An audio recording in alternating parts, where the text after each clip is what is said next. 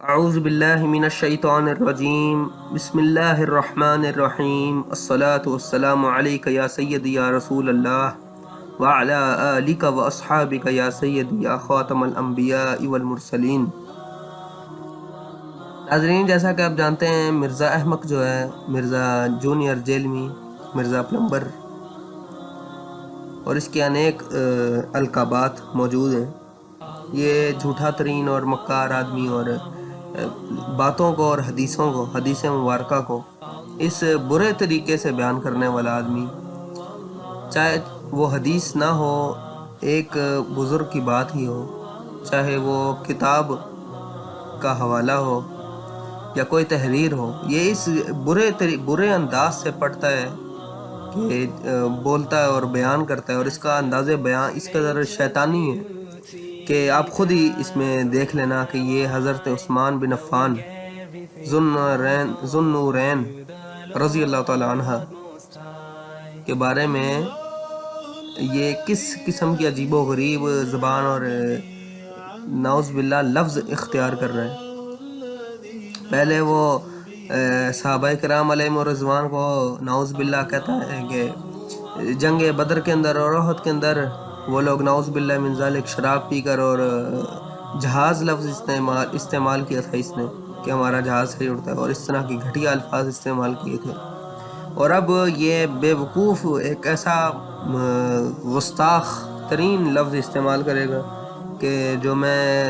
خود بھی نہیں بول سکتا۔ ڈر ہے کہ اللہ کا غضب سر پر نہ پڑے، لیکن یہ بے باک ترین آدمی قرآن و حدیث رکھ کے سامنے اپنے آپ کو ملعون بناتا ہے۔ اللہ اس کو ہدایت کی توفیق نصیب فرمائے۔ آپ یہ ویڈیو دیکھیں۔ جس سال سیدنا عمر کی شہادت ہوئی، ایک بندے نے آ کے شکایت کی کہ امیر المومنین، لوگ تو باتیں کر رہے ہیں جب عمر مر جائے گا ہم فلاں کو خلیفہ چن لیں گے۔ اے فلانا ٹینگا لبو کون ہے؟ اے فلانا ٹینگا لبو کون ہے؟ ناظرین، جیسا کہ آپ نے دیکھا، یہ ایک واقعہ بیان کرتے ہوئے کہہ رہا ہے کہ جناب امیر المومنین حضرت عمر رضی اللہ تعالیٰ عنہ کہ جب وفات کا سال آیا، شہادت کا سال آیا، تو اس سے پہلے کچھ لوگ آ کر ان کو بولنے لگے کہ بعض دوسرے لوگ کہہ رہے ہیں کہ بعد میں ہم کسی اور کو خلیفہ چن لیں گے۔ تو یہ اپنی گندی زبان اختیار کرتے ہوئے انہوں نے تو بے شک کسی اور انداز سے بولا ہوگا، اور اگر جس بھی انداز سے بولا تھا وہ صحابی بمقابل صحابی تھے، نہ کہ یہ چوڑا چماڑ دو ٹکے کا آدمی جس کی کوئی مسلمانوں میں، آج کل کے مسلمانوں میں کوئی اوقات نہیں ہے۔ وہ صحابہ کرام علیہم رضوان کے آپس کی بات کو اس برے طریقے سے بات یہ بیان کر رہا ہے۔ کبھی اس کے گھر میں جو ابو اور اس کی ابے اور امی کی لڑائی ہوتی ہوگی تو یہ کیا چوک میں کھڑا ہو کر، یہ تو چوک میں تو چلو فی الوقت لوگ ہوں گے، بعد میں اس کی ریکارڈنگ دیکھ نہیں سکتے، یہ یوٹیوب ریکارڈ کر دینا، یہ تو اگلے جب تک یہ کمپیوٹر ایجاد رہے گا اور موجود رہے گا دنیا میں تب تک یہ بات اس کی رہے گی موجود۔ یہ ایسا جاہل آدمی ہے، اس قدر گھٹیا چیزیں ریکارڈ کر کے یہ ڈال بھی دیتا ہے، اور یہ برے انداز سے، جس برے انداز سے اس نے حضرت عثمان رضی اللہ تعالیٰ عنہ کی توہین کی ہے یا جس بھی صحابی کی توہین اس نے کی ہے، وہ بڑی غلط کی ہے، اور اللہ پاک اس کو اس کا جو اجر ہے اس کو ضرور دے، اور یا اللہ اس کو اگر یہ ہدایت کے قابل ہے تو اس کو ہدایت دے، اگر ہدایت کے قابل نہیں ہے تو اس کو فنا کر دے، اپنے پاس بلا لے۔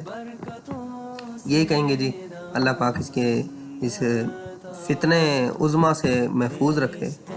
ویسے یہ ہے تو اتنا بڑا فتنہ نہیں، کیونکہ جس طرح مفتی مبشر شاہ صاحب ہو گئے ختم نبوت فورم والے، اور اپنے دوسرے بھی اسامہ بھائی ہو گئے، کاشف بھائی ہو گئے، اور جتنے بھی دوسرے